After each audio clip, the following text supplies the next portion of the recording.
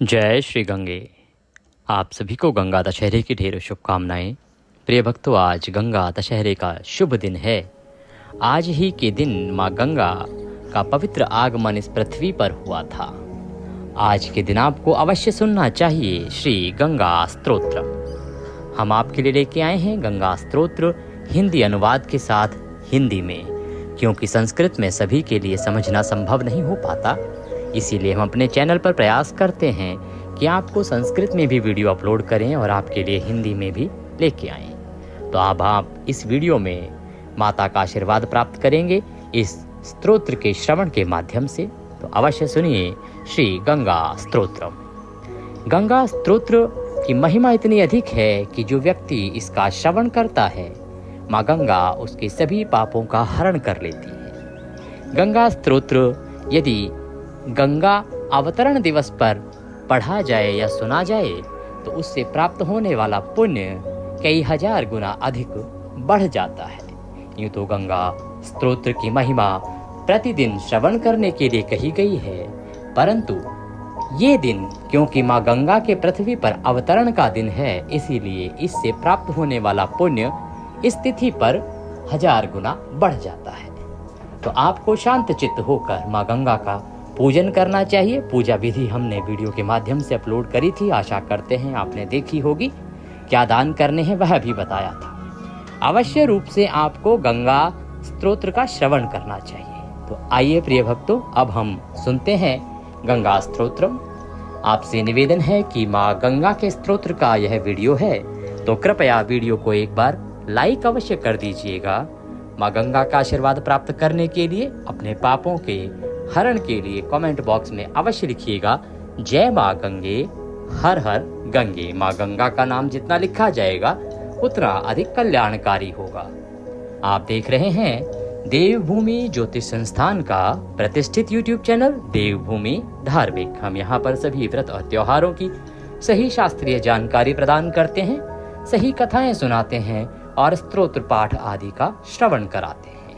तो चैनल को अवश्य ही सब्सक्राइब कर लीजिएगा, जिससे कि आप सही सनातनी जानकारियां प्राप्त कर सकें पंचांग और ज्योतिष शास्त्र के अनुसार।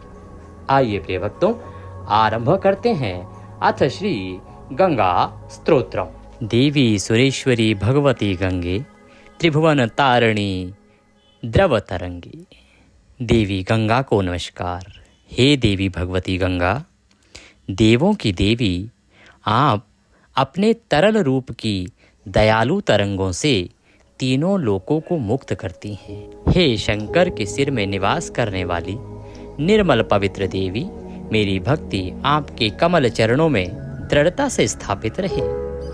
भागीरथी सुखदायिनी मातस्तव जल महिमा निगमे ख्यातः, नाहम जाने तव महिमा नन पाहि कृपामयी मामाज्ञानम।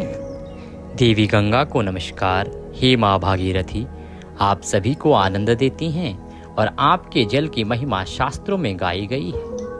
मैं आपकी महिमा को पूरी तरह से नहीं जानता, लेकिन मेरी अज्ञानता के बावजूद हे दयालु माँ, कृपया मेरी रक्षा करें। हे माँ गंगा, आप हरि के चरणों से उत्पन्न होती हैं और पाले की सफेदी के समान शुद्ध सफेद लहरों के साथ बहती हैं। चंद्रमा की सफेदी, साथ ही मोती सी सफेदी। हे माँ, कृपया बुरे कर्मों के कारण मेरे मन में पैदा हुए बोझ को हटा दें और अपनी कृपा से अंततः मुझे सांसारिक अस्तित्व के सागर से पार कर दें। जिसने आपका शुद्ध जल पिया है वह वास्तव में सर्वोच्च निवास प्राप्त करेगा।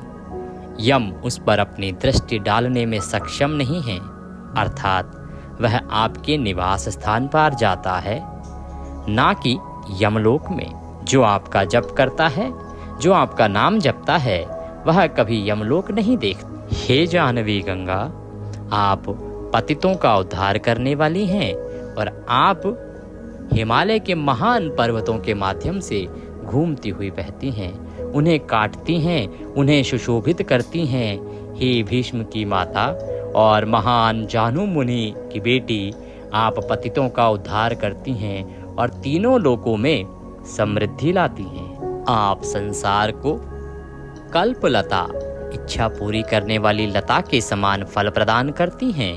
जो श्रद्धा पूर्वक आपको प्रणाम करता है वह शोक में नहीं पड़ता। हे गंगा माता, आप तिरछी नजरों से एक युवा युवती की चंचलता के साथ समुद्र में प्रवाहित होती हैं। हे माँ, जिसने आपके शुद्ध जल के प्रवाह में स्नान किया है वह फिर से माँ के गर्भ से जन्म नहीं लेगा, अर्थात उसका पुनर्जन्म नहीं होगा, वह मुक्त हो जाएगा। हे जाह्नवी गंगा, आप लोगों को नरक में गिरने से बचाती हैं और उनकी अशुद्धियों को नष्ट करती हैं।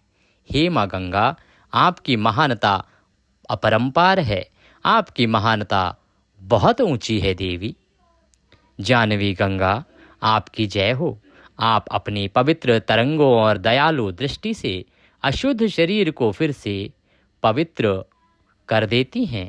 हे माँ गंगा, आपके चरण सुशोभित हैं। इंद्र के मुकुट रत्न के साथ जो सेवक आपकी शरण में आता है उसे आप आनंद देते हैं और शुभता प्रदान करते हैं। रोगम शोकम तापम पापम हर में भगवती ही। भगवती गंगा, कृपया मेरे रोग, दुख, क्लेश और मेरे मन से पाप और बुरी प्रवृत्तियों को दूर कर दें। हे माँ गंगा, आप तीनों लोकों की समृद्धि और पृथ्वी की माला हैं। आप वास्तव में संसार में मेरी शरण का स्थान है। अलकनंदे परमानंदे कुरु करुणामयी। हे अलकनंदा, हे महान आनंद के दाता, कृपया मेरी प्रार्थना सुने और मुझ पर कृपा करें। हे दयालु, जिसकी पूजा असहाय करते हैं वह जो आपके नदी के तट के पास रहता है वास्तव में वैकुंठ में निवास करता है। वरमिहि नीरे कमतो मीनः किं वातिशे शरतः क्षीणः। हे माँ, आपके जल में कछुए या मछली की तरह रहना या आपके नदी तट पर एक कमजोर गिरगिट की तरह रहना बेहतर है, या एक राजा या उच्च कुल में पैदा हुए लेकिन आपसे बहुत दूर रहने के बजाय एक अशुद्ध और दुखी निम्न कुल में जन्मा लेकिन आपके निकट रहना बहुत ही उत्तम है देवी। आपसे दूर रहने से उत्तम है कि चाहे मैं निम्न कुल में ही क्यों ना पैदा हूँ, परंतु आपके साथ मुझे सानिध्यता और निकटता प्राप्त हो। हे भुवनेश्वरी, आप पवित्रता और समृद्धि की दाता हैं। हे देवी, आप तरल रूप में महान जाह्नू मुनि की बेटी हैं जो नियमित रूप से इस शुद्ध गंगा स्तव भजन का पाठ करता है, वह वास्तव में सफल हो जाता है। येषां हृदये गंगा भक्तिस्तेषां भवति सदा सुख मुक्ति। जो व्यक्ति अपने हृदय को देवी गंगा की भक्ति से भर देता है वह सदैव अपने हृदय में मुक्ति का आनंद अनुभव करता है। यह गंगा स्तोत्र मधुर और आनंददायी है तथा इसकी रचना पद्यति का छंद में की गई है। यह भक्ति की सरल मासूमियत से निर्मित महान आनंद के समान है। गंगा स्तोत्रमिदं भवसारम वंचित फलदम विमलम सारम। देवी गंगा, यह गंगा स्तोत्र इस संसार में सच्चा पदार्थ है, वांछित फल देता है और पवित्रता का सार है। यह भजन शंकर शिव के सेवक शंकर आदि शंकराचार्य द्वारा रचित है। जो लोग इसे पढ़ेंगे वे आनंद से भर जाएंगे। यह स्तोत्र जो कोई पढ़ता है देवी गंगा उसके सभी संकट दूर करेंगी, उसके सभी पापों का नाश करेंगी और वह इस भवसागर से पार हो जाएगा। इति श्री गंगा स्तोत्रम संपूर्णः। बोलिए गंगा मात की जय। इसी के साथ माँ गंगा का यह पावन पुनीत गंगा स्तोत्र यहाँ पूर्ण होता है। अब आप गंगा माता के अवतरण की कथा अवश्य सुनिएगा और आज के दिन गीता के 7वें अध्याय का श्रवण करना भी बड़ा कल्याणकारी है। यह श्रवण करके आप इसका पुण्य अपने पितरों को अर्पित कर सकते हैं इससे आपके पितृ प्रसन्न होते हैं, उन्हें मुक्ति मिलती है, उन्हें तृप्ति मिलती है। तो आइए अब हम सुनते हैं गीता का 7वां अध्याय।